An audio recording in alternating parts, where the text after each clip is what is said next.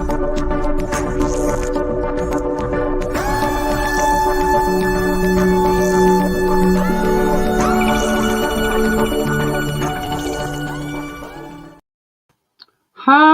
hello everybody. I got a new webcam, so there we go. How is everybody? Been a good week for everybody, huh? All right, who we got? Salty, Kayra, Shar, good day. Hello. It is Stacy. Hello. So, there wasn't I think there's no audio for the whatchamadoodle, Barry Morphew. There's no audio, but there's video. And we're just going to go over our article. I don't have a whole lot, but I want to go ahead and talk about, hey, Haley, welcome, baby. I wanted to talk about the Saniyya Dennis. I think that's how you pronounce her name. It's very sad. And we're going to watch part of the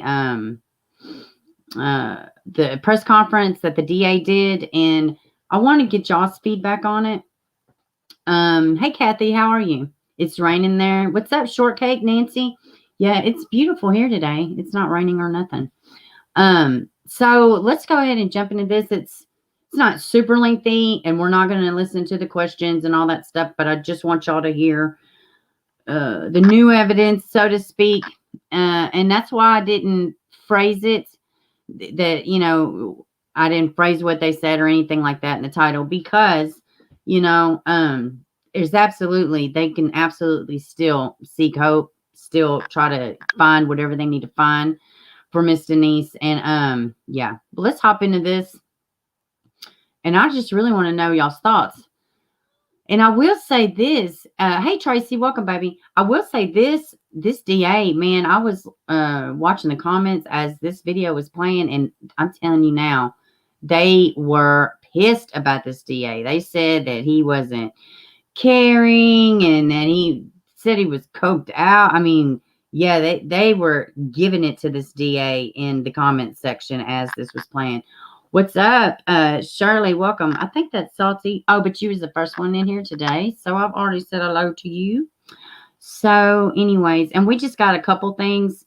We're just gonna kind of go over some, and then we're gonna devote the second half of the stream to the West Memphis Three.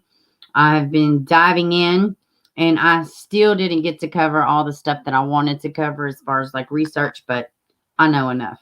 So, yeah. Let's see. Where is this at? Oh, there it is. All right. And this is, hey, Taurus 81. Welcome, baby. And this is Saniyya Dennis. This is her case. She is the missing college student out of, I think it's Buffalo State. Maybe, I know it's Buffalo, New York. But anyways, this is kind of what they come out and said yesterday. And, let me get to... All right, let's see. Hold on. Y'all, I have to take this call. So if y'all could hold on one.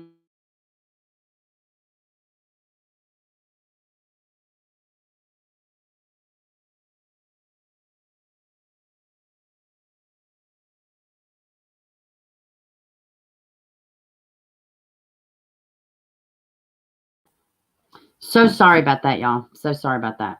So sorry. We're in the middle of trying to do stuff, and yeah, I thought I had to take it. Stop at approximately. He does not respond to any of the phone calls. Does not pick up. Sorry, guys. This phone is acting ridiculous. From Buffalo State University. Okay. So what I'll do is I will start out and provide a timeline of what we know as of right now and what has occurred over the course of the past. Right. Can y'all hear pretty good? So let's start from the beginning here, which is hey, Tumbleweed. Saturday, April 24th, 2021. At approximately noon on that day,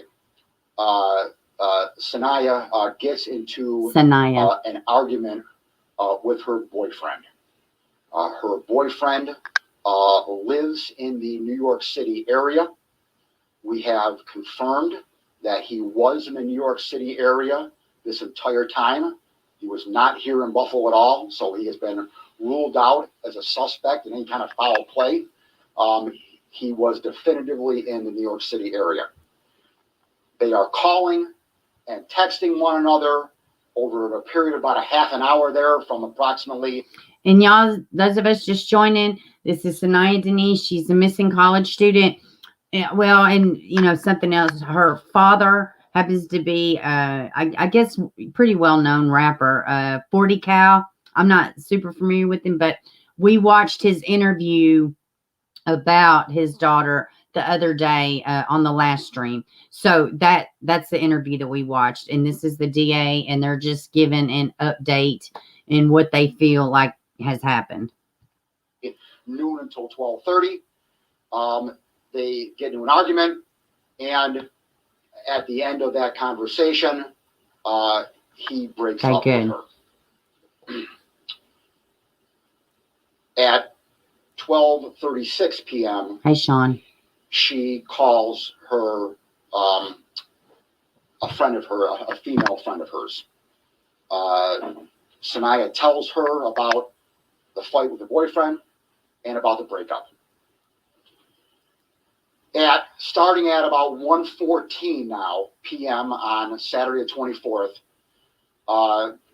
she calls her boyfriend, now ex-boyfriend, for about 45 minutes. She calls her boyfriend from about an hour time span from 1:14 to 2:12. She calls him 59 times. He does not respond to any of the phone calls. Does not pick up at all. At some point, they start texting, though. He tells her to stop calling or he will block her phone. They continue texting during this period of time, and they are going back and forth to a certain extent on texts, but there's no verbal phone calls. So during this time, this poor young girl makes a number of texts to her now ex-boyfriend, telling him, "I'm not feeling good." Telling him, "Please pick up. I think I'm going to kill myself."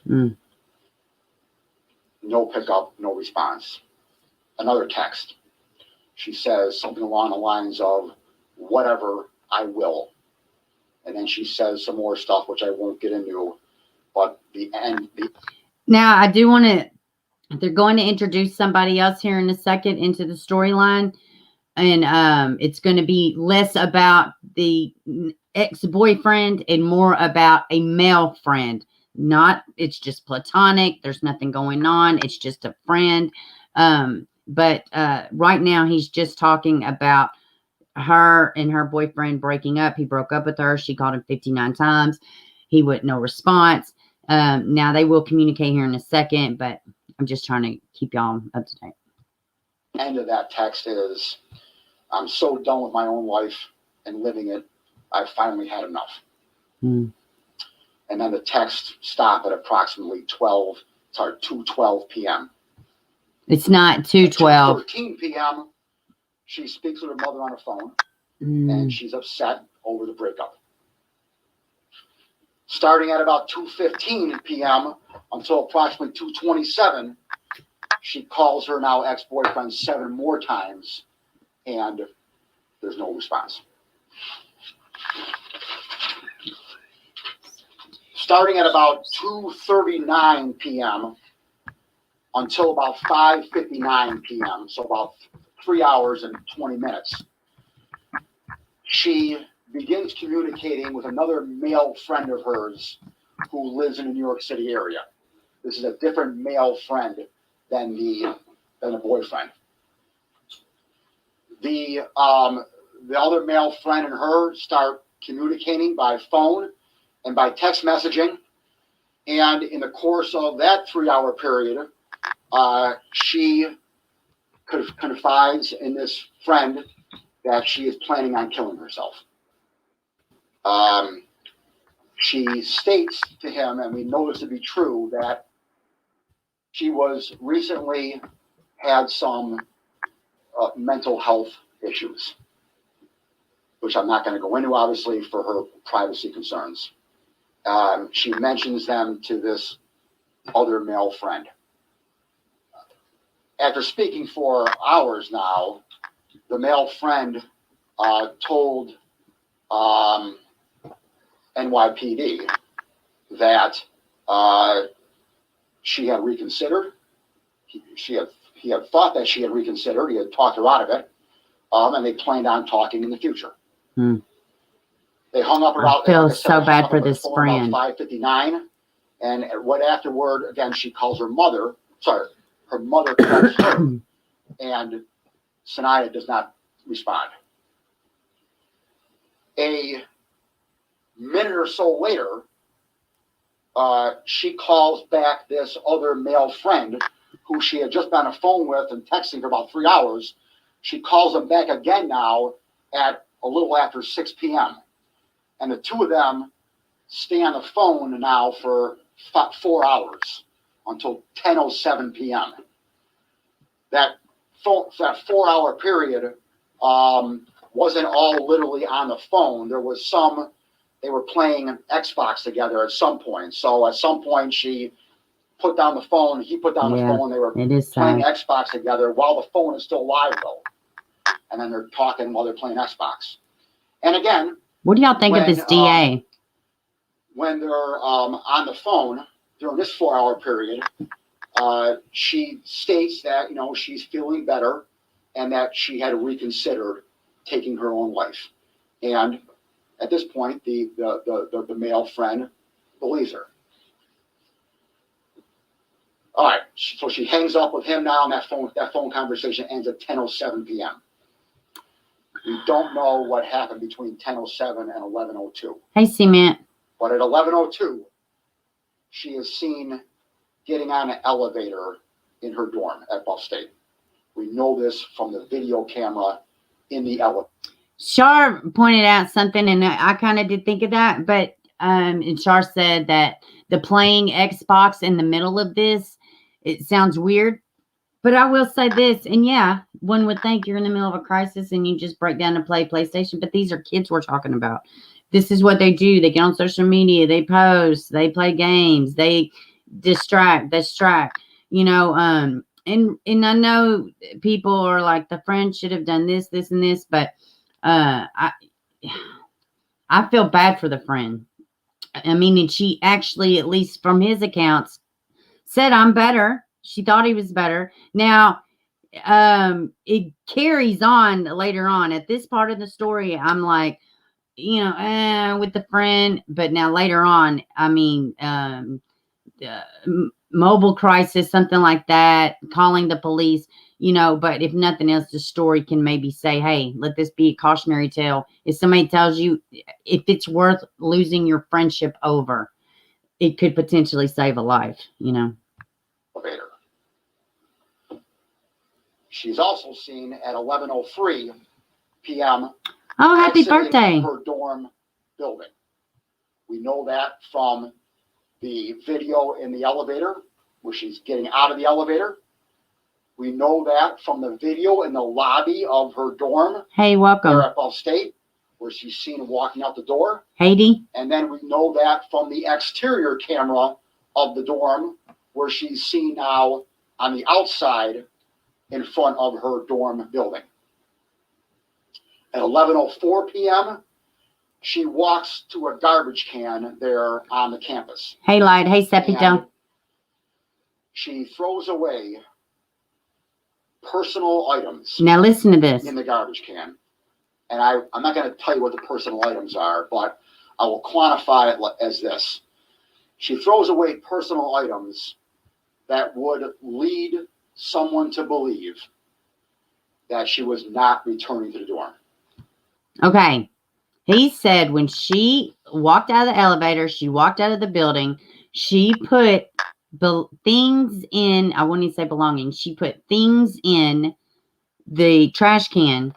He's not going to talk about what it was. He's not going to say what it was, but it would leave one to think she would not be returning. Let me know in the comments what y'all think those, items might be or could be. And I'll leave it at that. At 11:12 p.m., she swipes. Apparently, I agree, Char. That's linked to NFTA and bus state there. She had a bus card. She swipes her bus card into NFTA bus number 32. I agree, Haiti. I agree. At a bus stop right near Birchfield Penny there on the bus state campus. And she's going toward the Black Rock substation there, which is on Niagara Street and Ontario Street. We know that. Yes, she wasn't found yet, but yes, Cement. And happy birthday. The video shows her sitting alone on the bus, getting on the bus by herself, and exiting the bus by herself as well. At 11:40 p.m., she swipes into NFTA bus number 40 going toward Niagara Falls. We know this, again, by the video of the bus at Niagara on the bus at bus 40. She is seen entering the bus alone. She sits on the bus alone. Yeah, now they have not found her body, but they do believe that that's what happened. But unless they found it this morning and I just missed it, but they had not found anything. But he's going to go into the dogs and things like that, which is very important, and there's a reason why they feel this way other than the exchange between her and people she spoke with throughout the day. The entire time. And she exits the bus alone at this area right here. Hey, AFC, welcome, honey.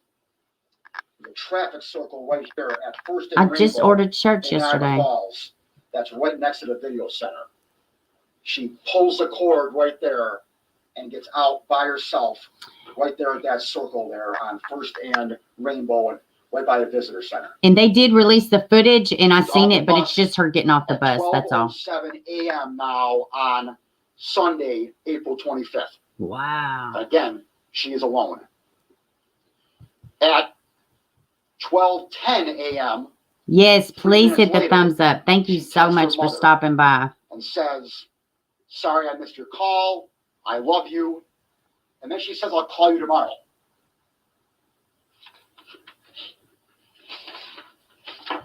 At 12:15. Oh, wow. She sends another text message to this other male friend in the New York City area. And she says, I'm really glad we talked today.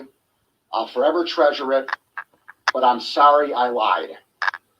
I will not be joining you this summer, at least physically. Thank you for making my day special. And then at 12:17 a.m., she is picked up by New York State Park Police cameras in this vicinity right here, on the trail right here. And she's walking. I do want to say this. It's possible that all of this could have played out, but he's going to tell you in a second. There's a good, largely in part, there's a good chunk of area where it's not covered by cameras. I just, I'm totally fine with it's their right to not give up hope. Absolutely. Southeast toward Goat Island Road here. So again, we don't know how she got from here to here, but she now is backtracking now, going back toward Goat Island State Road here. So she's right about here when she's picked up. She walks back. That's weird too to me. Rail right here. They pick her up here, and she's walking down here. She's walking down here. Then she turns right, and she's walking down Goat Island Road here. Okay.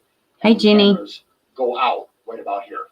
They stop right here, and she's walking this way right there. Walking on Goat Island Road. And that's the camera distance. That is the last time that she is seen on video. Now, was anybody else seen on video? At She's there by herself, you know? 2:19 a.m. Probably. So I don't know. 2:17 to 2:19. Took her a couple minutes to walk down Yeah, here. I agree. Start walking on the bridge. It's just sad. I feel bad for her And as she's family. walking down that path there at 2:18, her male friend again, not the boyfriend, but the other male friend, texts her saying, call me back in 30 seconds. This is where he should have called police immediately. The Buffalo Police or the university. It should have been. So obviously now the male friend is concerned. And she does not respond right away. At 12:19, the male friend physically calls her up. Is it 12:19 or 2:19? Yeah, he said it wrong. It's 12, not 2. He spoke wrong. Oh, you said 2. Oh, my bad.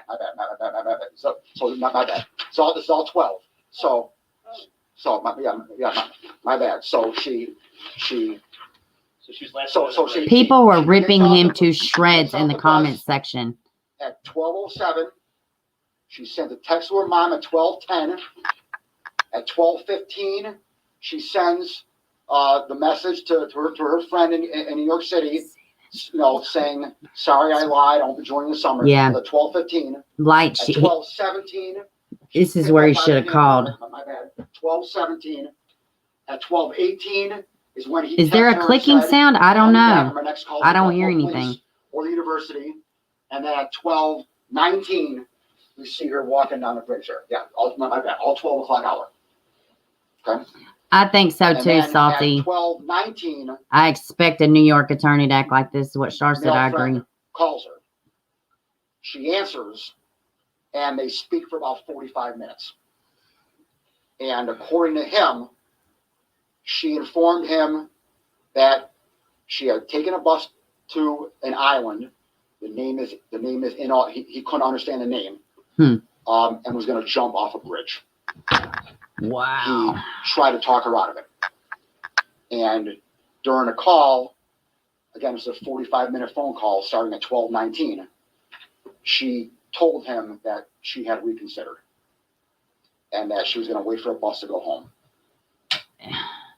But, I will say too, and somebody said, he talked to her, a good chunk of the day that's real heavy on a 19-year-old. I agree.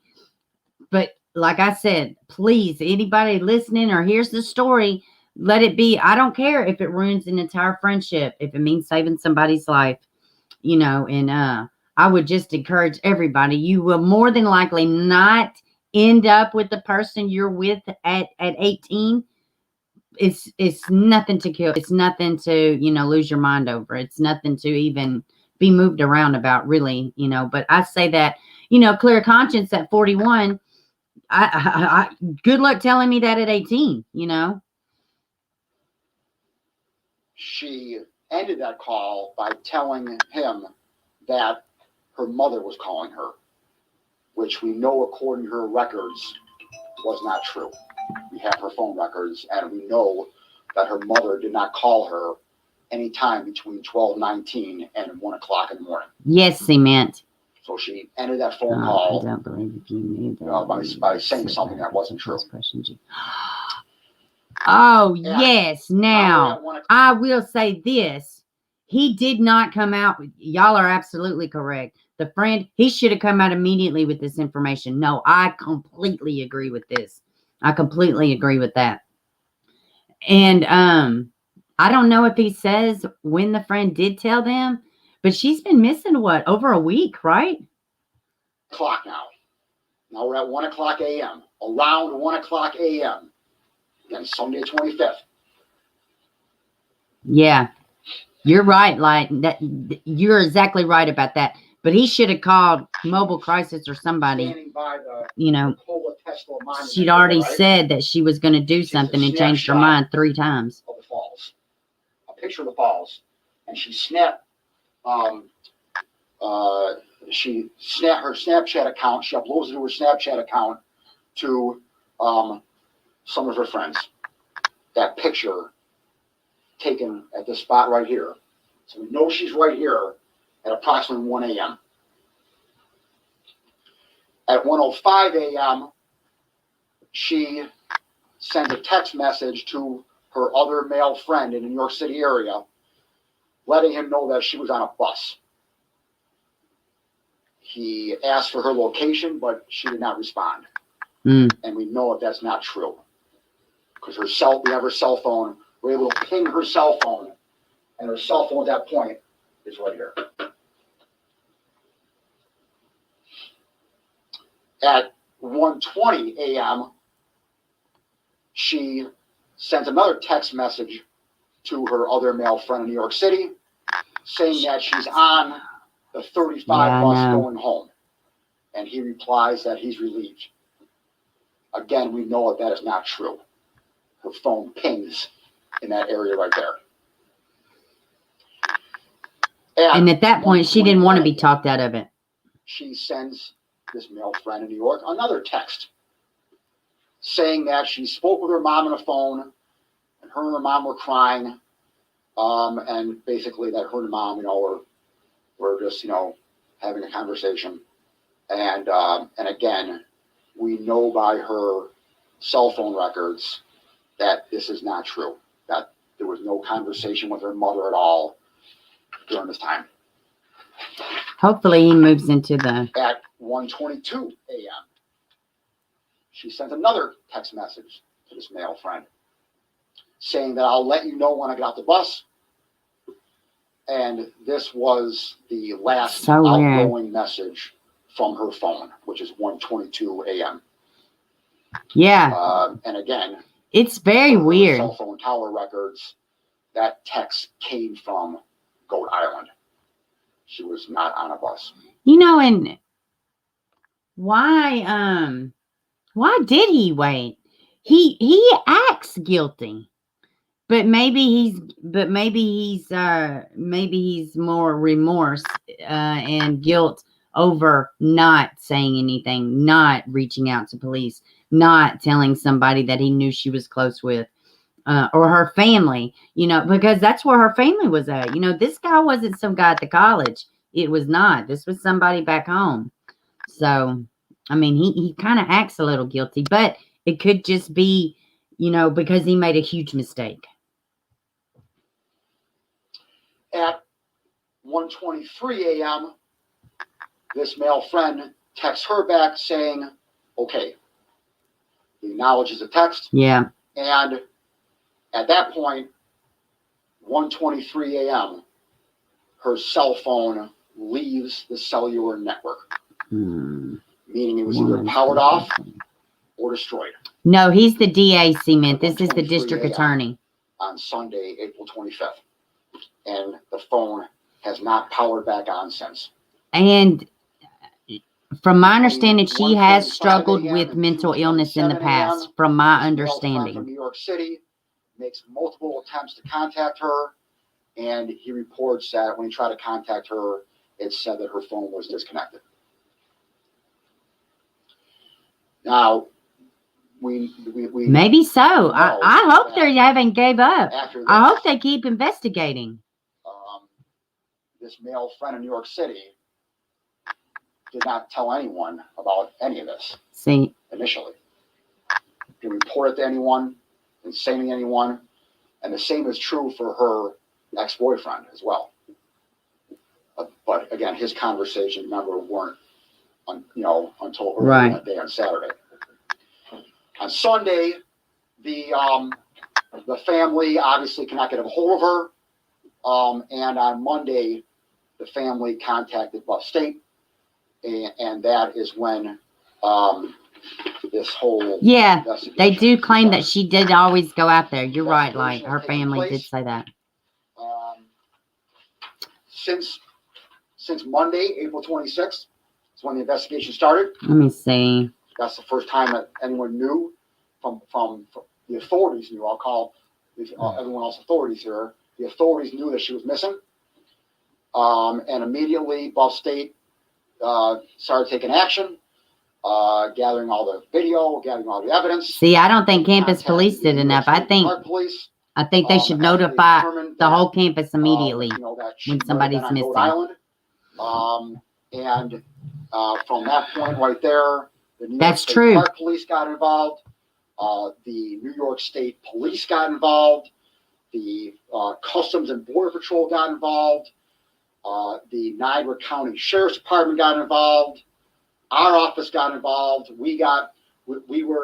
Buffalo State contacted us on Wednesday afternoon, April 28th. All right. That's when we first learned about this and were notified to help. Buffalo State called us that afternoon, asked us for our help. We said absolutely. We're that way. Red Coach Inn was over that way. The Parkway condominium over that way. They've all been talked to and all been searched. Everything in that entire area.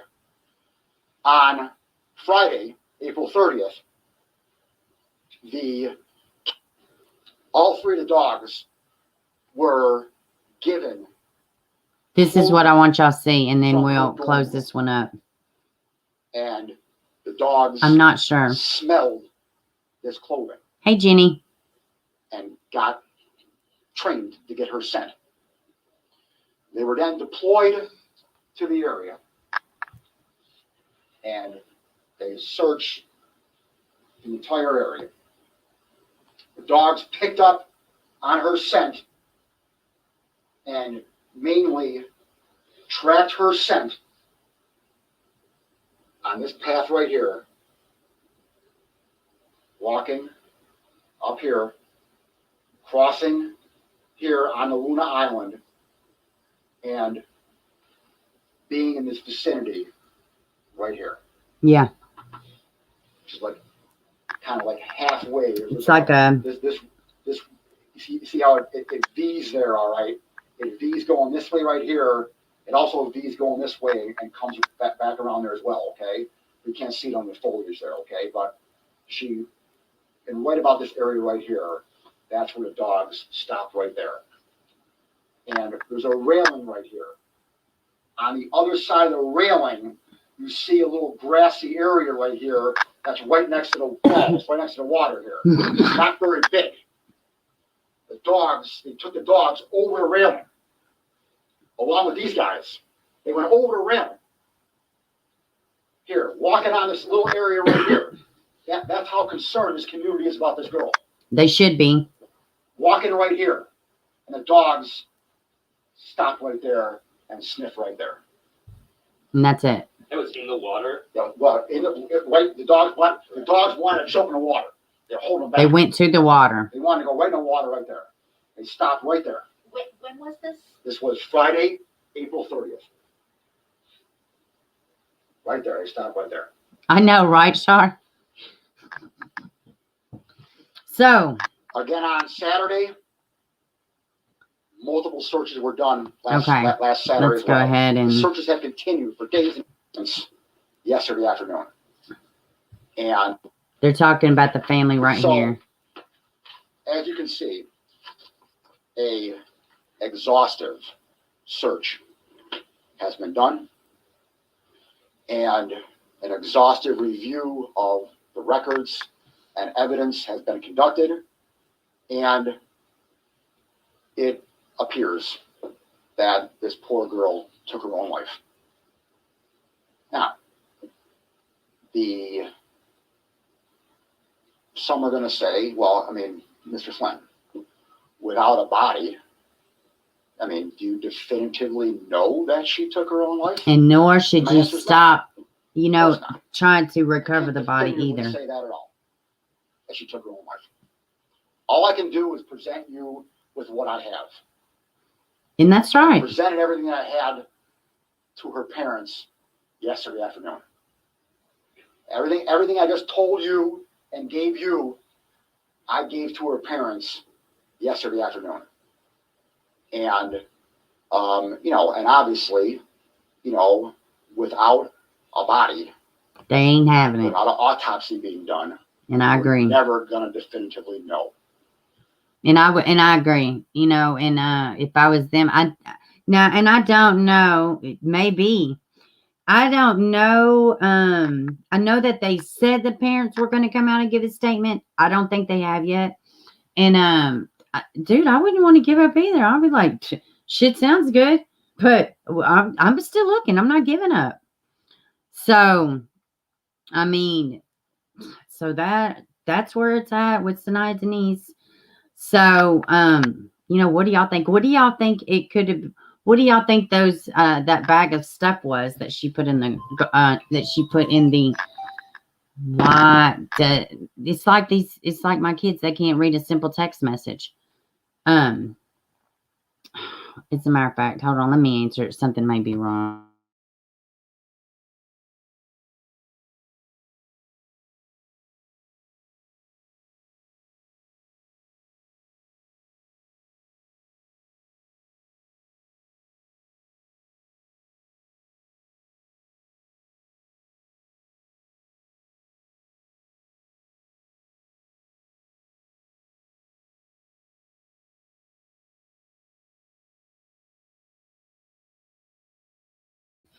Sorry.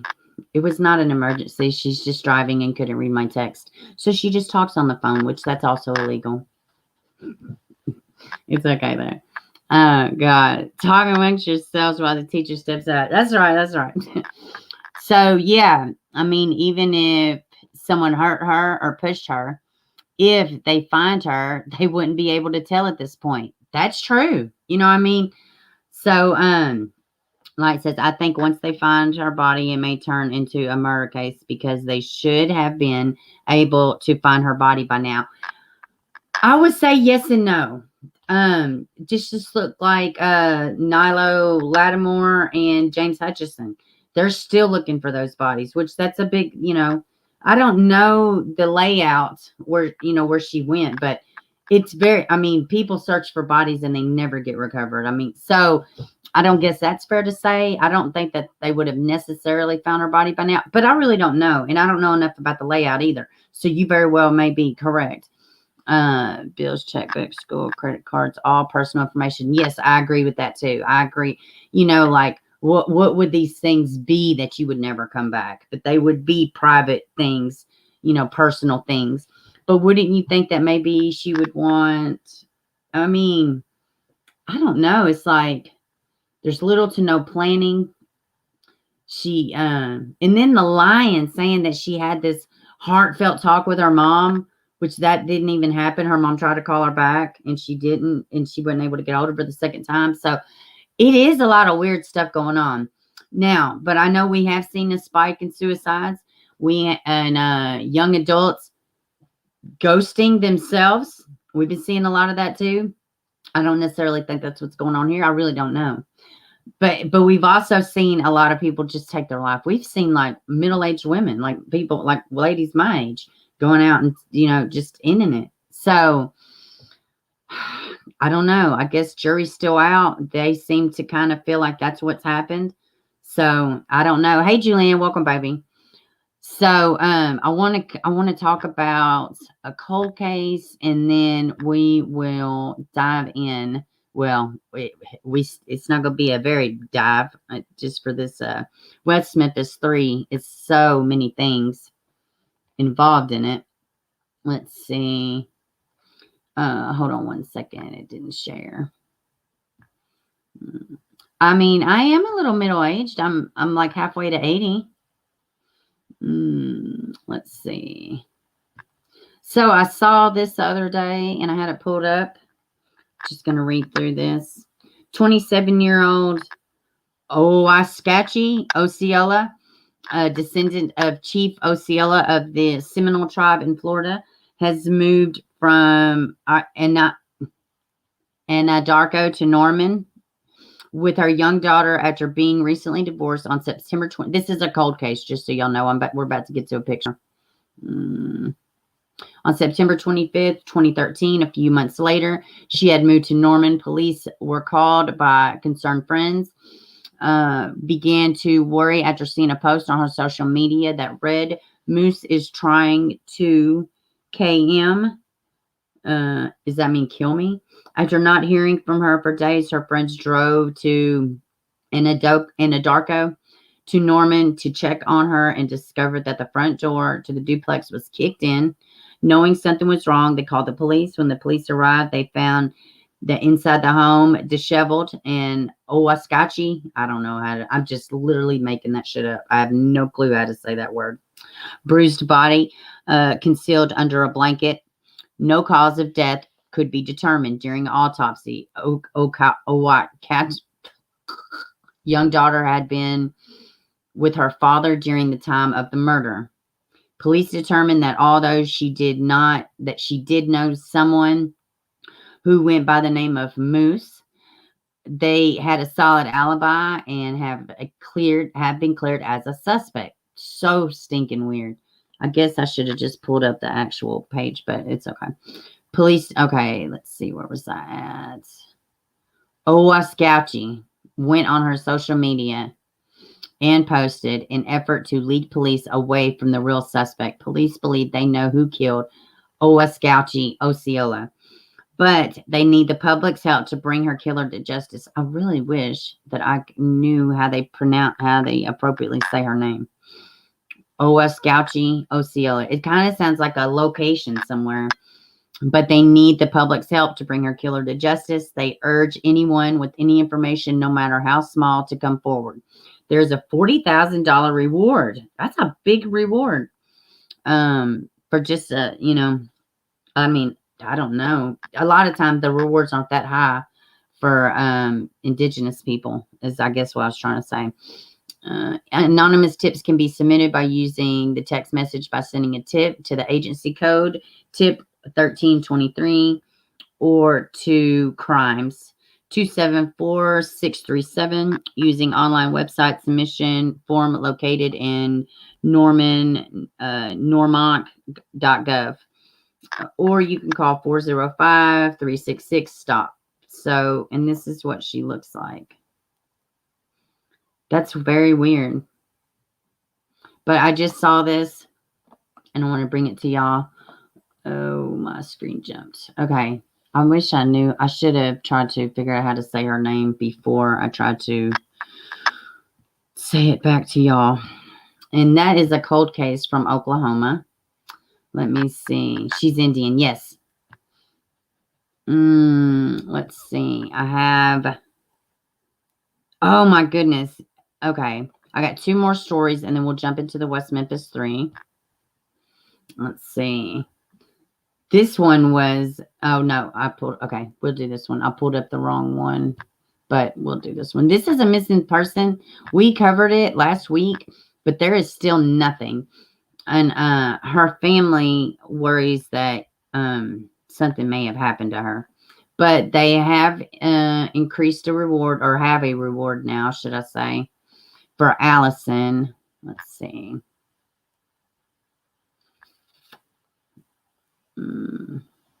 Okay, let's do the ad. You know, there's always going to be an ad. So yeah, it just got a reward, but she's still missing.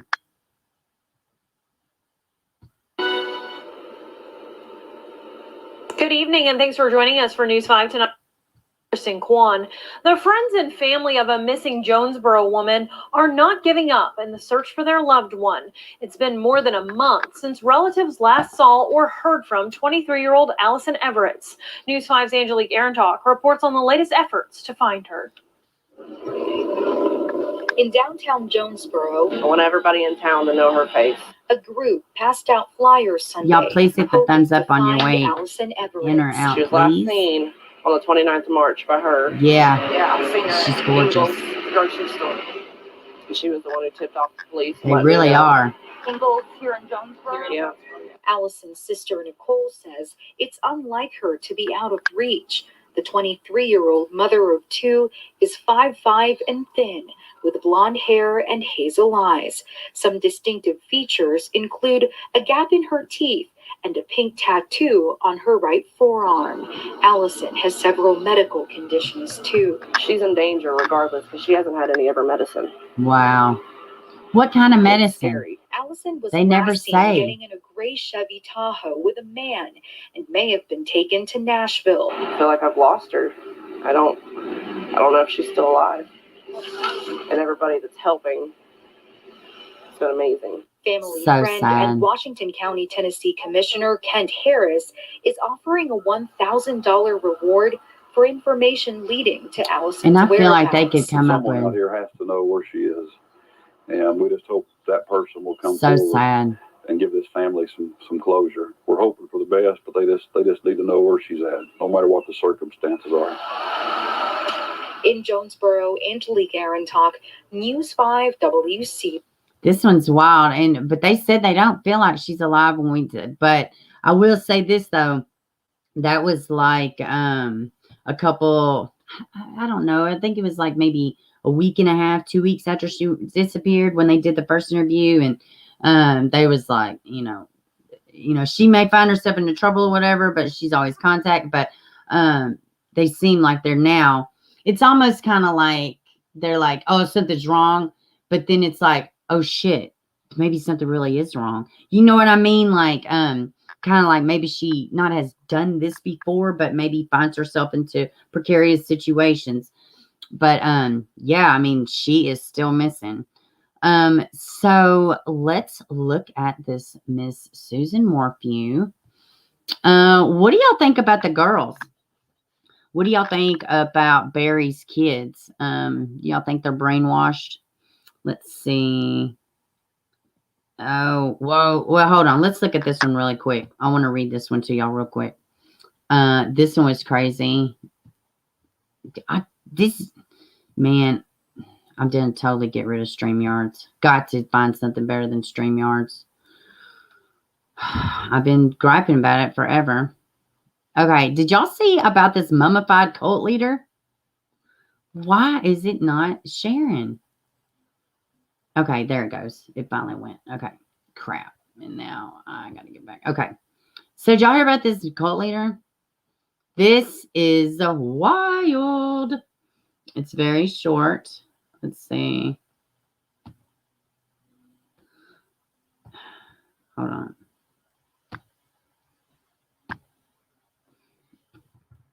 Why is it?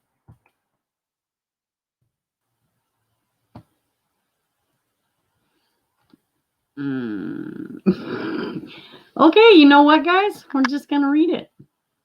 Several members of a group called Love Has Won are facing charges after their leader was found mummified in Christmas lights at a home in Owachige County, Colorado, on Wednesday.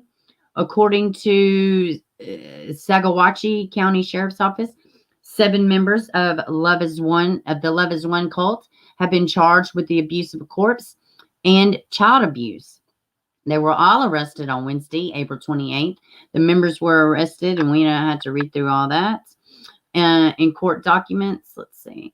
In court documents, another member of the Love Is One cult, Miguel Lamboy, notified Salida police of the death of the 45-year-old Leah Amy Carlson.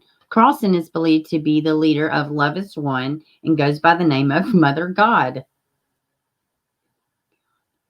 Lamboy told police that Castillo, Robertson, okay, I'm not reading all those names, asked him if they could spend the night on April 27th at Crestone, Colorado home. According to the arrest affidavit, when Lamboy returned to his home, he found Carlson dead and she was missing her eyes. What? Wait a minute. Maybe my eyes are playing tricks on me. Lamboy returned to his home. He found Carlson dead and she was missing her eyes. Holy crap. He also mentioned that the body appeared to be mummified with Carlson's teeth exposed through the lips. Love As One is a group known to take people from all over the world, according to court documents. The Owachige County Sheriff's Office has received many complaints from families within the United States saying that the group is brainwashing people and stealing their money. And apparently their eyes. Apparently also their eyes. A search warrant was conducted at Lamboy's home, and all 7 people inside were arrested. Police also found a corpse of a woman in the back bedroom. What? According to arrest papers, the mummified remains were found lying on the bed, wrapped in what appears to be a sleeping bag.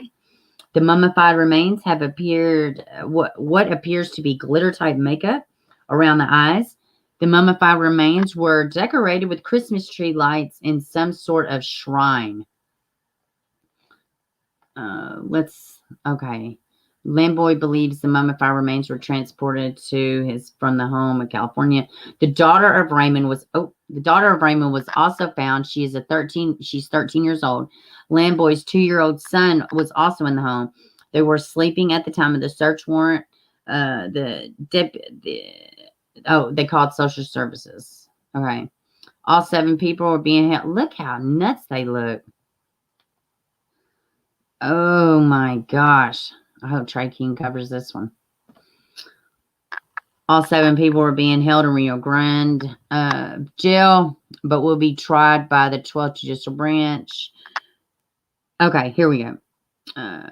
Royer and Ralph remain in custody on $2,000 bond. Raymond was additionally charged with child abuse and false imprisonment, and his bond was set at $5,000. They never said anything about the child abuse, like what exactly the abuse was or whatever. All right, let me get back over here to y'all. How wild was that? Like, what the crap? Hey, Empath, welcome. Has anyone learned anything from the Manson? Yikes. I know, right? Pizza sounds good. Hey, AP. I have missed you too. How are you doing? Those people look like the cast of The Hills Have Eyes. No shit. They really do. Good grief. All right, let's look at this. It seemed like I had... No, I think we talked about it. Let's see. Okay.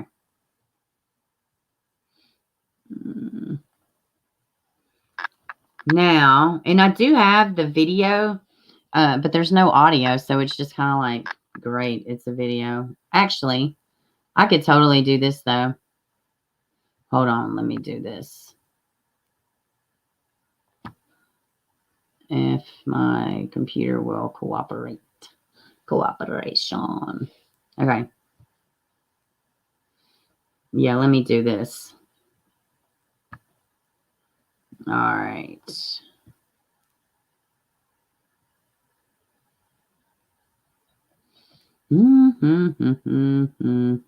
Hey, Miss Gigi, welcome, baby. Let's see. All right, I will do this since there's no audio.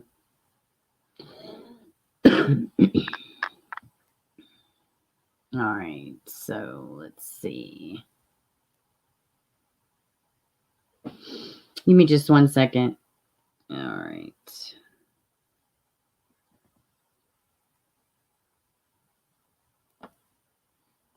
All right, so I'm just going to let this play while I'm reading.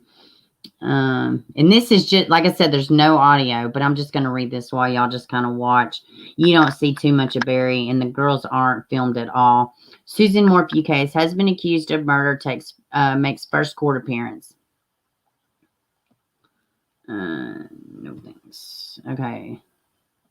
All right. There has been a missing Chaffee County woman who is accused of killing his wife will be allowed to stay in contact with his 2 daughters. 11th Judicial Chief Judge Patrick Murphy ruled Thursday. Morphew, 53, made his first court appearance Thursday after he was arrested Wednesday on suspicion of first-degree murder in the death of his wife, Suzanne Morphew, who was reported missing on May 10th, Mother's Day. Well, it was Mother's Day. Her body has not been found, and her disappearance prompted extensive search. We already know that. He spoke only briefly to answer questions from the judge during a 10-minute hearing, which he was advised of his rights and the crimes he is suspected of committing. Chaffee County prosecutors said that after speaking with Barry Morphew's daughters, a protective order that will allow civil contact with Barry Morphew, no threats, no harassment, was acceptable. As far as what he's concerned with his daughters, he can't threat, he can't harass. Plunder did a really good deep dive too, and she's got so much content on Suzanne Morphew. And in general, go check out Plunder. She is just, she's a real journalist. Like, she's really out there. And she's very passionate. Susan was reported let me see. Wait a minute. We know this. We know this too. Okay. Yeah, this just does more of the same. He is scheduled to return to court on May 27th. Oh gosh, I pulled up this. They got his plea at the bottom of this article that I'm reading from. Y'all remember this? Oh, Suzanne, if anyone is out there that can hear this, that has you, please, we'll do whatever it takes to bring you I'll back. do whatever it Love you, takes miss to you, your bring girls my and ass to jail. no questions asked. No questions However asked. much they want. Oh, I will do whatever it takes to Suzanne. get you back. Honey, I love you. I want you. I love you. We'll do anything, whatever amount. Yeah, these people are crazy.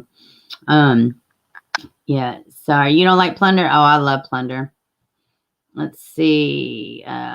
It's going to be nearly impossible to get through the Morphew girls. They think their daddy is a hero and they'll never believe he killed their mom. It's hard enough to believe at a brainwashing. I know. I agree with that too.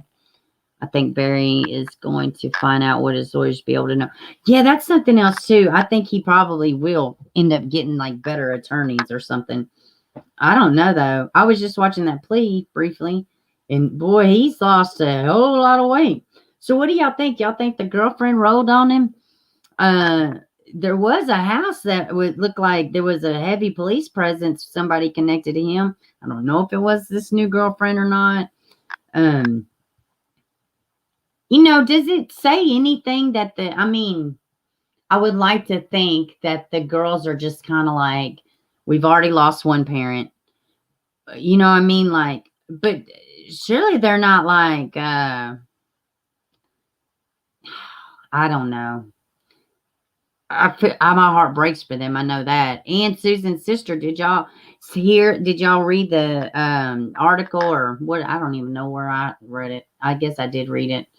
But her sister trying to talk to the girls and, hey, I'm here.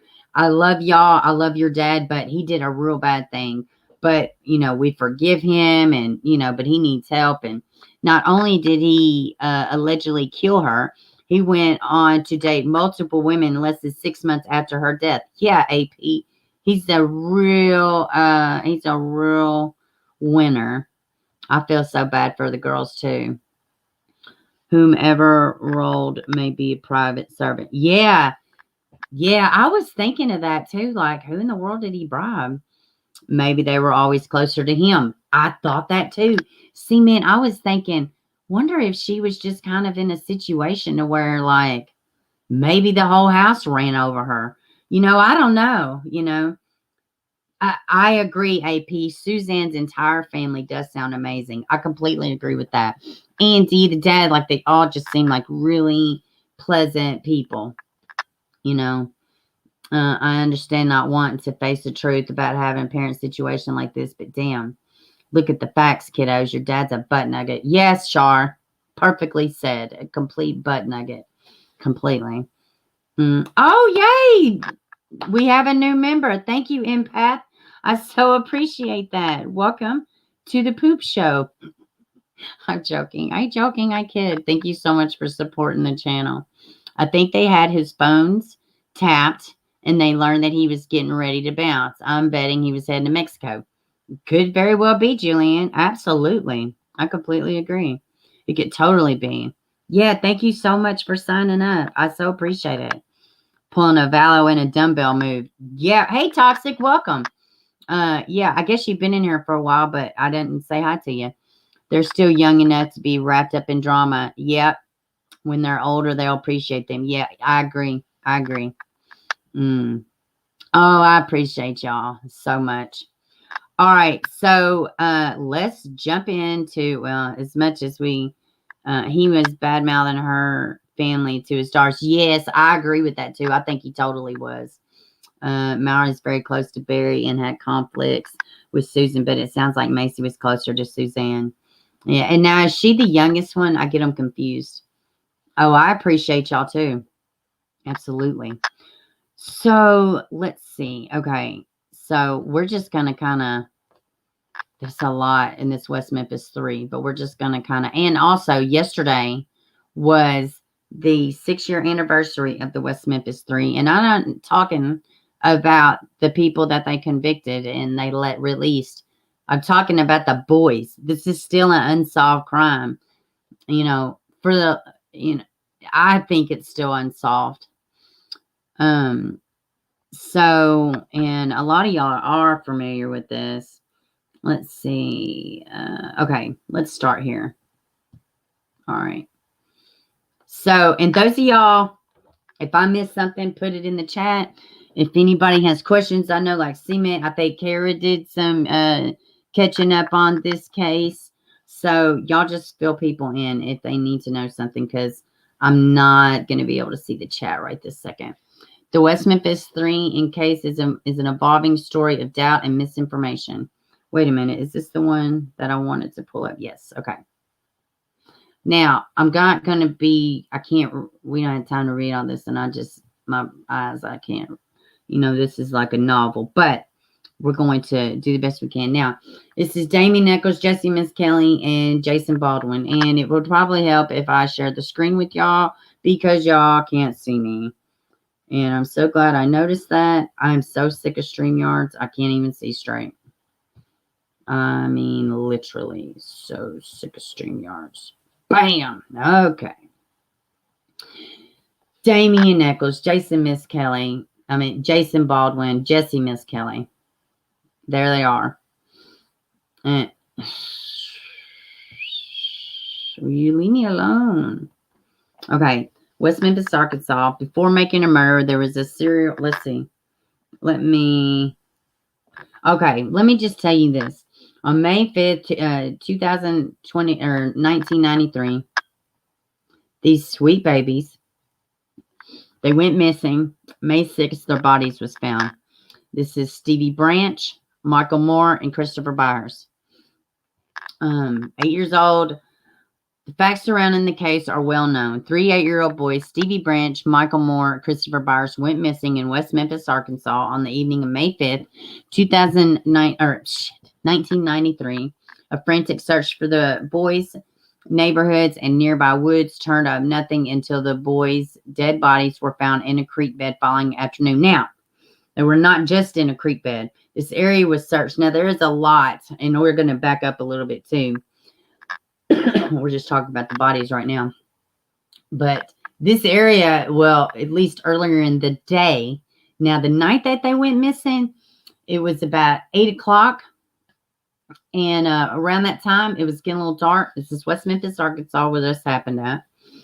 And the boys were riding their bikes. One of the boys was on a skateboard.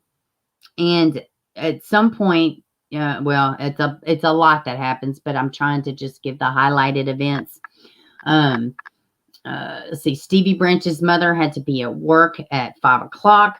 She told him to be home. He was not home. Terry Hobbs goes ahead and takes her to work. Stevie's still out playing. They're all out playing. By the time she gets off work, he's still not home. The other boys' parents are already looking for them as well. Michael Moore's dad, which Michael Moore is this baby right here. And this is Stevie Branch. And this is Christopher Byers. So if y'all can see my little cursor, I'm showing y'all. This is Michael Moore, Stevie Branch, and Christopher Byers. So they're looking. So they call, I can't remember the detective's name, but it's one detective. They call her. They let her know that the boys are missing. One of the parents let her know the boys is missing. So then another parent. So now she's got 2 missing kids. Well, in the middle of this, she gets a call at the local Bojangles. This officer. Now, the Bojangles call. She pulls up to the drive-through window. The officer pulls up through the drive-through window. They may talk about it here. I don't know. I haven't completely read this article. I'm just trying to give y'all, this is a fucking major deal that I'm about to tell y'all. They get a call from the Bojangles. Hello, yes, we have a, you got to get here. We have a black gentleman. He's in the woman's bathroom. He is completely covered in blood and mud. And he has locked himself in the women's bathroom. We don't know what's happened. He looks like he's, something's wrong. Police comes. They're like, yeah, y'all called. And the one lady officer, she's like, yeah, you called. And they're like, yes, he's already left though. In fact, he went this way behind the dumpsters towards the woods on foot. On foot. Big man, covered in blood, covered in mud. on foot. What does the police officer do? Okay, thank you. She doesn't even get out of her car. She doesn't go look for the man from Bojangles. She doesn't even go in and collect, see the blood, nothing. She doesn't do anything. She says okay and carries on about her damn business. To me, that is in the top 3 worst things that's happened in this case. And there's a lot that went wrong in this case. But yeah, so that's for the next morning. It gets dark. They can't see anything. They say, we're going to resume the search in the morning. And I guess it was, I'm not sure. Let me see. I think it was about 5 in the afternoon when they found, maybe it'll actually tell me instead of me trying to verbatim this to you. Okay. Let's see. A frantic search of the boys' neighborhood, nearby woods, turned up nothing. Okay. And let's see. Their naked bodies had been badly beaten and appeared to have been cut, mutilated, suspiciously, quickly fell on the West Memphis. Okay. Now, how the bodies were found, because they had been searching. They were, in fact, some of the police officers are wrapping up now. And let me say, too, the night that they were actually reported missing, there was not a police report filed until like hours later. The next day is when everybody else gets involved, the other police departments. And apparently this one sole officer could get her some help because she did not file any damn thing. She didn't do shit. She didn't do jack shit. And that's just my opinion. That's one portion of the case that's always enraged me. So they're just about to stop the search for the day. They're trying to wrap up, trying to regroup. What do we need to do now? When one of the juvenile officers there, he notices a shoelace, and it's murky, it's like water, but it's not like it's to hear anything, but it's just like muddy, and it's just like gross, and it's gushy, and like you cannot see anything. So he's feeling around, and he pulls up one of the boys' bodies.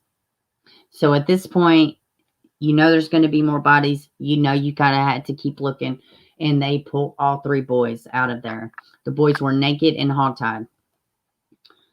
So, and I think it's Christopher Byers. He was what is the damn word? He was I can't think of the word, but his private part was cut off. And they were beaten, bite marks on them. Yeah, it's bad. Their naked bodies had been beaten and appeared to be cut and mutilated. Suspicion quickly fell on the West Memphis Three teenagers as their outliers in the community. Echoes, Baldwin, and Miss Kelly were targeted because they dressed in black. They had long hair, and they listened to heavy metal music. In many places in the pre-internet age, especially in Arkansas, being different was something akin to being a criminal, a freak, or a weirdo. Rumors of Satanism, ritual, animal killings, and even human sacrifice spread like wildfire through the area. And this is very true. So let me just keep going. I kind of want to focus more on the boys and the crime. Let's see. The documentary West Memphis 3, produced by Damien Eccles and Lord of the Rings director Peter Jackson, premiered in 2012 and focused on one other suspect particular, Terry Hobbs, stepfather of Stevie Branch, one of the murdered boys. But the story did not end there. Speculation, rumor, and missed opportunities continue to haunt the case. Particularly, hold on 1 second, my screen jump. Principal among these uncertainties is how the actual murders were actually committed. When the bodies of the boys were discovered, it was clear that Christopher Byers had suffered from genitalia mutilation. This detail caused investigators and in turn the public to believe that some kind of ritualistic abuse was performed on the boys and that Byers had been singled out for some reason. Let me see. Abrasions inside the boys' mouths and particularly large wound on Stevie Branch's face highlighted the prosecution's insistence that the victims were beaten savagely and tortured with knives by Eccles, Baldwin, and Miscarry. Now, let me say this too. The only reason that they even come, well, there's several reasons, but the real balls that got turning on this one was Jesse Misskelley gave a false confession. Why do I say it's a false confession? Because I believe it was a false confession. He said it was a false confession, and he has an extremely low IQ. And he did not know details of the crime. In fact, in his alibi, he even had an alibi, and they still went through with this faulty confession. So that's how that's how they got drug in. But Damian Eccles was entered into the case because he had a local juvenile officer that had made it his life's mission to just ruin Damian's life. I mean, I will say this. When I was a teenager, I dressed in black. I listened to heavy metal music. I researched all kind of different religions. I've drawn pentagrams before. I was just a dark kid. I don't think, but oh my God, I didn't hurt people. I didn't you know what I'm saying? I looked at different stuff, everything from Scientology to Buddha, all of it. And I just think it's just curiosity. So now at the time when these happened, I was convinced these boys were guilty. But now that I'm an adult and I look at this case and have looked at it for years, yeah, I could have been a kid accused of something like this, because I did the same things, Okay, let me move along because we're running really up on time. We may have to talk more about it on Monday because I have to leave here in a minute, but we're gonna do that. We're gonna pick up where we left off. Let me read a little bit more. Abrasions inside the boy's mouth. Let's see. Not until years later, after the three were locked away in prison, did it come to light that the wounds were not caused by human hands or weapons, but actually by wild animals in Robin Hood Hills. Which, even with that, I don't know how much of that I believe because the bodies weren't there that long. Oh, I wanted to say this too. The reason they did not find the kids initially is because whoever did this, they took sticks and they weighed the kids' bodies down to where that they wouldn't float to the top. And they were hogtied. The kids were hogtied, like their hands and feet were tied together backwards. So I think I am going to do that. I think so. I don't feel rushed. I think I am. And we can just pick up and let me catch up where y'all are at. Hold on one second. Let me look at the chat and then we'll chit chat a bit. And okay, let me get back to y'all. I think we are going to pick up more on it Monday. Let's see. They say attack in the face, intensely personal. Stevie Branch was Terry Hobbs' stepson. I've always thought Terry Hobbs had something to do with it personally. Damien said the wrong things on Gerardo. It was that the Gerardo interview. We can totally look at that. Yeah, I think let's do that because it's so much. I don't want to. Hey, Treasure Cassidy, welcome, baby. I just want to hear the man talk. What man, honey? Let's see. Damien's a strange bird. I agree too. Combing his hair in court like oh man, he was so unlikable in court, and he was beyond guilty in public opinion. I mean, he completely was guilty in public opinion, in the public spectrum. Yes, that Johnny Depp Hepton. Yeah, absolutely. Yeah. Okay, let's do this. Yeah, let's just see. Good. I'm glad I got y'all interested in this. And I'm glad a lot of y'all know about it. Yeah, he had an awful childhood too, though. He had a lot of stuff going on. And I just think in large and in part, he's just kind of, let's see, I listen to Mel. Yeah, me too, all this stuff. But had to say guilty to get free. Oh, I know. Let's do that. Yeah, we'll talk about the Alford plea and all of that stuff. And yeah, I think I'm just going to wrap it up. Let me show y'all the funny video. And yeah, because I don't want to kind of minimize this. And we still haven't, I've barely even scratched the surface. So let me pull up our funny little haha, and then we will wrap it up. And then I will see y'all Monday. Let's see. All right. Hold on one second. I'm pulling up our funny for the day. I don't know how long it is. Let's see. Okay, hold on. Hey, Jackson, silly salmon. Hold on. Okay, hold on. Let me get back here to y'all. This is our funny for the day. Where am I at? Okay. Okay, yeah. Yeah, let's do that because I don't want to rush through it. And I've just ran up on time. And hopefully nothing massive will happen over the weekend. Okay, yeah, let's watch this funny. Tracy sent me this. It's like 3 minutes long, but this is our funny for the day. Okay. Do the silly salmon. Do it. Oh my god. This one. Oh no, is that what they do? Wait, look. Oh, this is a challenge? Why have I never seen this?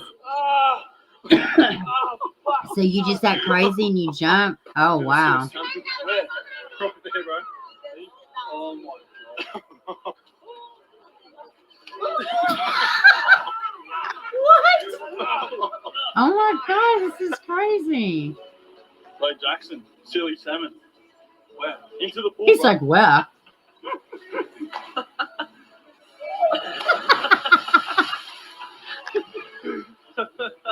Hey, look. Yeah, we'll do baby elephants Monday.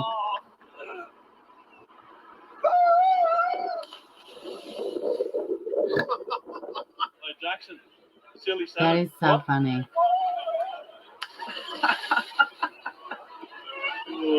What the crap? Okay, look. Do the silly salmon.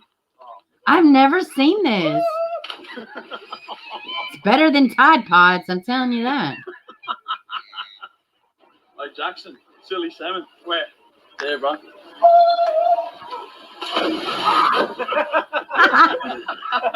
That's silly funny. salmon or what? Come on, cunt. Let's go. Fucking where? Let's go. Let's Fucking where? Come on, bro. Come on.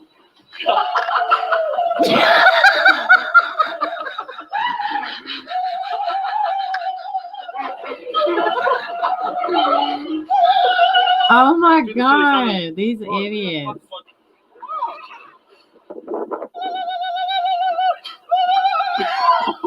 Guys, this is dangerous. Look, do the silly salmon. Where? There, I bro. know, right, Gigi? Good grief.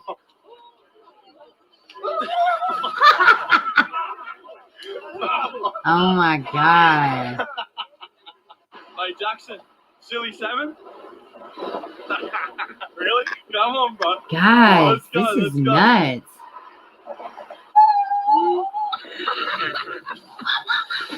Ooh, that Hey, muddy Jackson, water. Do the silly salmon. Where? Oh, really? Come on, bro. Come on.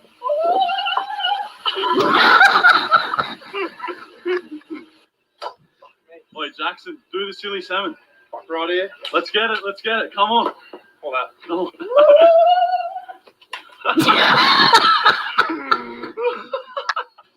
Out the gate. Guys, it's just a swim. Mate, it's not a swim. It's against the rules here. You're not allowed to. Do the silly salmon. They got in trouble. Behind you. Do it.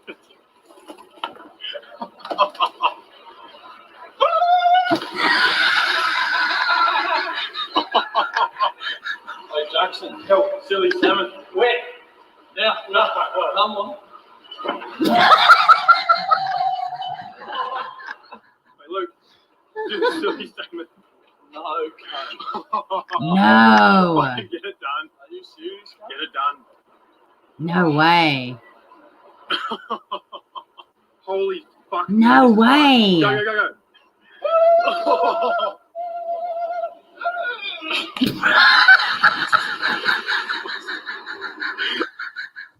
Oh god. Oh god, that was great. He didn't even make a noise or nothing. He just like bloop. Oh my goodness. All right, guys. That's all I got for this one. That was funny. Thanks, Tracy. Tracy's sent me that one. Yeah, it is crazy. Okay. We are going to jump right, and we're going to talk about the West Memphis Three first. We're going to do that first on Monday. All right, guys. Y'all have a good one. Say some little prayers for me this weekend. Got some fun stuff planned. Hope y'all have a good one. I love y'all, and I will see y'all Monday.